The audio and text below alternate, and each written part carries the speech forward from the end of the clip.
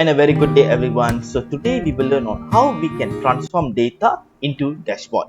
So as we can refer over here, we do have column A, we do have the cricket club, and then we do have the items which is either expenses or revenue, and then we have in detail the expenses details and also the revenue details. And then we do have the respective expenses and revenue from 2018 to 2022. Alright, so now how we can actually transform this particular data into a dashboard. Okay, so in this particular case, we will learn two things. We will learn Power Query and also pivot table. So what is pivot table? Well, pivot table is a feature that can really help you to summarize and analyze data. Okay, so now what I'm going to do is I'm going to put my cursor over here and I'm going to press Ctrl A. So when I press Ctrl A, you will notice that the entire data will be highlighted. And then what I'm going to do is I'm going to go to pivot table and new worksheet, and I'm going to press OK. So once I press OK, you will notice that on your right hand side there is pivot table field. So in this particular case, you can actually put the item at the rows. So we do have these details, and then what you can do is if you tick all these, you have to tick this manually one by one. But now what if just say I teach you, instead of clicking manually one by one, we can also use Power Query where it can transform the data. Okay, let me show you the magic. So now for example over here, I put my cursor over here and I press Ctrl A, and then what I do is I go to data, and then under the section of get and transform data, I click the icon of from table/range. I click it over here. You will notice that automatically a small box will appear. So this is the small box, and then you press OK. Once you press OK, you will be noticed that you will go to Power Query Editor. So it is a Power Query Editor is basically a transformation tool in your Excel where it can transform the data. For example, if I click here 2018, 2019, 2020, 2021, 2022. So if you notice, I'm highlighting all this column. And then what I do is I go to transform and I unpivot column. So when I press unpivot column, you will notice that it will transform the data. Initially, it is in this format, whereby we have all the years in respective columns. But now if just say I highlight all this and I click unpivot, so it will transform the data. And then over here what I can do is I can change the name to just say financial year. Okay, and I just press OK, and then I can click home and I click on this close and load to, and then a box will appear. So what I do is I click pivot table report and then existing sheet, and then instead of over here, what I'm going to do is I click this, go to sheet 1 and I put it over here and I press enter and then OK. So now automatically the data will be in sheet 1. Okay, so the same thing, if you notice over here, we do have all the years in about 5 different columns. But in this pivot table too, we'd have all the years in one particular column. So if just say I put the years into column and then I put the value under values, so automatically this is the data. So instead of we clicking one by one, we can actually massage the data so that we don't have to click one by one anymore. Okay, so now what I'm going to do next is, let me put the financial year into rows. Okay, so this is our data. The next step what I can do is I highlight all this data and I must format these cells.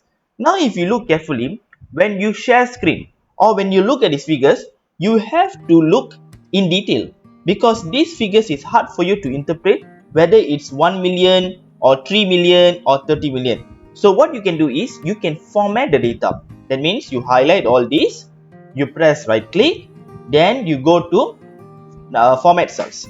You click format cells and then you choose accounting, and then you remove decimal places, you put no symbol, and then you press OK. So now we can understand that this is 1 million, 3 million, 18 million. You can also press right click and you can go to format cells and just say if you want to put symbol, you can actually put symbol, and just say if you want to put 2 decimal places, it's up to you. You want to put 2 decimal places also, can. Okay, the next step is you put the cricket club and the filter. So now we do have the filter, and next what I'm going to do is I want to go to pivot table analyze. I go to pivot chart, I click pivot chart and I press OK. So now this is the data.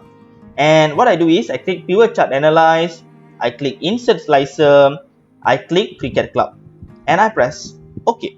So now if just say I choose Chennai Super Kings, you will notice that this is the performance of Chennai Super Kings.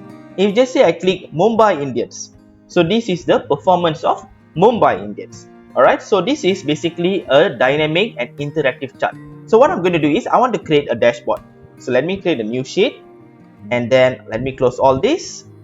Okay, I'm going to go over here, Control Shift Home so that it highlights everything. Merge and center.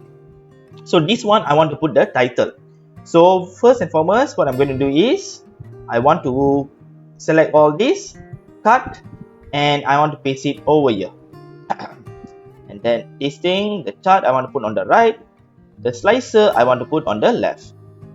Alright, so now what I'm going to do is I want to go to sheet 1. So now we have here all. I want to copy this and I want to paste it over here. And then what I do is I put here equal if formula. When you use the if formula, it's either you want a true or a false. You want two scenarios. So now if just say I put here all equals to all and then I put here comma. So if all is equals to all, it is true. So in this case I put here overall cricket clubs in India. Okay, if just say false means I revert it back to here. Okay, and then what I'm going to do is I'm going to put here equal financial performance. Maybe I put here apostrophe financial performance and then of space apostrophe and I go to sheet 1. I click this. Okay, so now what I'm going to do is I want to make it middle, size of the say 30. Okay, so now if just say I click here Mumbai Indians, so we do have the financial performance of Mumbai Indians. If just say I click here Rajasthan Royals, the financial performance of Rajasthan Royals. If just say I click here Royal Challengers Bangalore, so now we do have these details. If just say I click here Chennai Super Kings, we do have Chennai Super Kings. If just say I clear filter, now it looks better. Okay, so now this is our slicer. What I'm going to do next is I want to enlarge these figures. Okay, this chart.